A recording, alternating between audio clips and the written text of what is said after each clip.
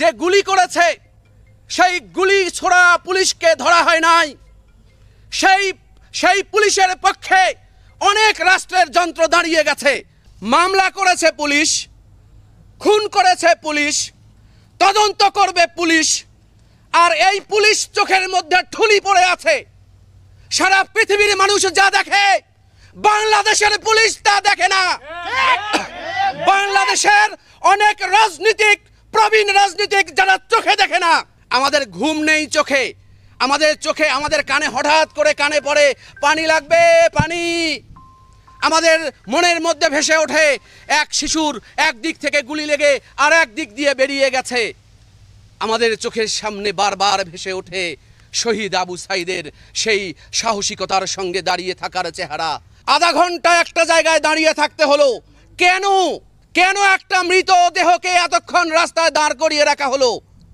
তারপর যখন জাফরপাড়ায় গিয়ে পৌঁছলো মরদেহ, সেখান থেকে মাত্র এই 200-300 গজ দূরে আবু সাঈদের বাড়ি। কই এই গাড়ির বহর থেকে তো একজনও আবু সাঈদের বাড়িতে যায় নাই সান্ত্বনা দেওয়ার জন্য। আমরা এরপর কি দেখেছি? এরপর আমরা একটা তথ্য বিবরণী দেখেছি, এফআইআর দেখেছি। মামলা করেছে পুলিশ, খুন করেছে পুলিশ, তদন্ত করবে পুলিশ, আর এই পুলিশ চোখের মধ্যে ঠুলি পড়ে আছে। সারা পৃথিবীর মানুষ যা দেখে বাংলাদেশের পুলিশ তা দেখে না। বাংলাদেশের অনেক প্রবীণ রাজনীতিক যারা চোখে দেখে না। আমরা কোথায় যাব? আমরা কার কাছে যাব? আমরা কার কাছে বিচার প্রত্যাশা করব? আবু সাঈদের মৃত্যু নির্মমভাবে হয়েছে। হাজার হাজার মানুষ দেখেছে, কোটি কোটি মানুষ দেখেছে। এই ভিডিও কোনো এডিট করার সুযোগ নেই, একাধিক টেলিভিশন সরাসরি সম্প্রচার করেছে। আমরা জেনেছি এই যে এফআইআর দেওয়া হয়েছে, আপনারা এটা পড়েছেন কিনা দেখবেন। এই বিশ্ববিদ্যালয়ের মাননীয় উপাচার্য অধ্যাপক হাসিবুর রশিদ স্যার যখন বাসায় ছিলেন, তখন তার বাড়ি পুড়ে দেওয়ার জন্য যে আয়োজন করা হয়েছিল সেটি আর এক বিভীষিকাময় বাস্তবতা তৈরি হতে পারত। আপনারা যারা দেখেন নাই তারা গিয়ে দেখবেন সেখানে কি ঘটনা ঘটেছে। বাড়িতে আগুন দেওয়া হয়েছে, সেই আগুন যদি ভিতরে চলে যেত, গাড়িতে আগুন দেওয়া হয়েছে, সেই গাড়ির ধোঁয়ায় ভিতর থেকে নিঃশ্বাস নেওয়া যাচ্ছিল না। কিন্তু পুলিশের এফআইআর কি করেছে? আবু সাঈদ যখন তার মৃত্যু ঘোষণা করেছে 3টা 5 মিনিটে, তখনও তো এই বিশ্ববিদ্যালয়ের কোনো শিক্ষার্থী আন্দোলন নিয়ে ভিতরে প্রবেশ করে নাই। এফআইআর এমনভাবে লেখা হয়েছে, পড়লে মনে হয় একই সময়ে সব ঘটনা ঘটছে। এই সমস্ত কলাকৌশল, এই সমস্ত কুটচাল সব কিছু থেকে বাংলাদেশের পুলিশকে অনুরোধ করি, আপনাদের বাচ্চা আছে, আপনাদের আত্মীয় স্বজন আছে, আপনাদের নিকটজন আছে, এই দেশ আপনাদেরও দেশ। 1971 সালে মহান মুক্তিযুদ্ধে রাজারবাগে কত গোলাগুলি হয়েছে, কত পুলিশ জীবন দিয়েছে, আপনারা কি সেগুলো স্মরণ করেন না?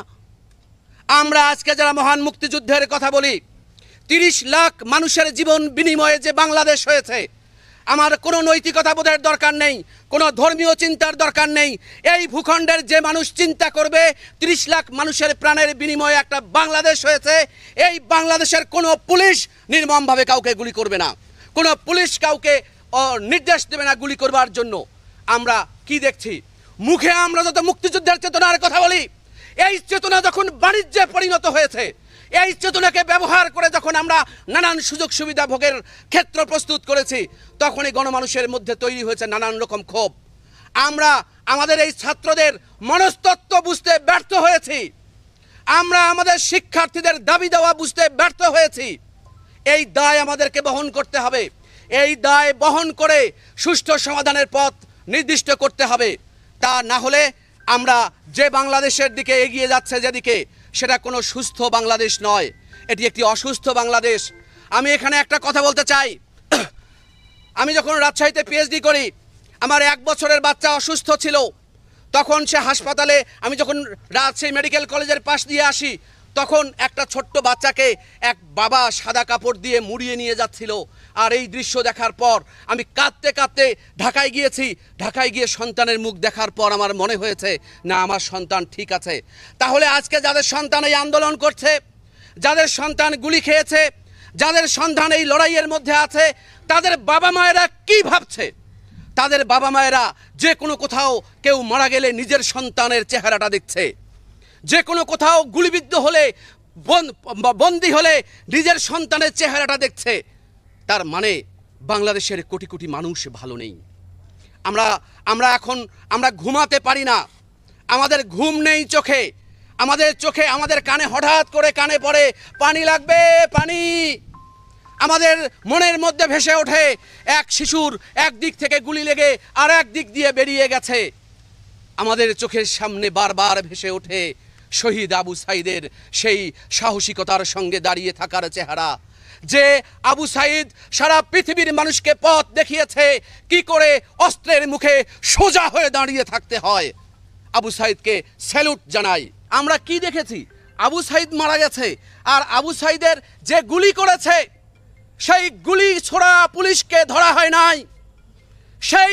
সেই পুলিশের পক্ষে অনেক রাষ্ট্রের যন্ত্র দাঁড়িয়ে গেছে, অথচ মাননীয় প্রধানমন্ত্রী শেখ হাসিনা তার বক্তৃতায় বলেছেন রংপুরে একজন মারা গেছে পুলিশের গুলিতে, তার বাড়ি পীরগঞ্জ, তার পরিবারের প্রতি তিনি সমবেদনা জানিয়েছেন। আর এই পুলিশের পক্ষে বহু মানুষ পক্ষ নিয়েছে। এই পুলিশের গুলির বদলে আবু সাঈদ কি মারা গেছে 16 বছর বয়সী মাহিমের কোনো অত্যাচারে? মাহিম 16 বছর বয়স, পুলিশ লাইন্স স্কুল অ্যান্ড কলেজের ছাত্র। তাকে পূর্ণ বয়সকে দেখিয়ে 19 বছর বয়স দেখিয়ে কারাগারে পাঠানো হয়েছে। দীর্ঘ 12 দিন তার বাবা মা তাকে দেখতে পারে নাই, না জেল গেটে না অন্য কোথাও। বাবা মাকে দেখতেও দেওয়া হয় নাই সেই সন্তানকে, এবং সেই সন্তানকে করা হয়েছে আসামি। কত প্রহসন! আমরা আর কত মিথ্যার পথে হাঁটতে থাকবো? আমরা এই পথ হাঁটা বন্ধ করতে চাই।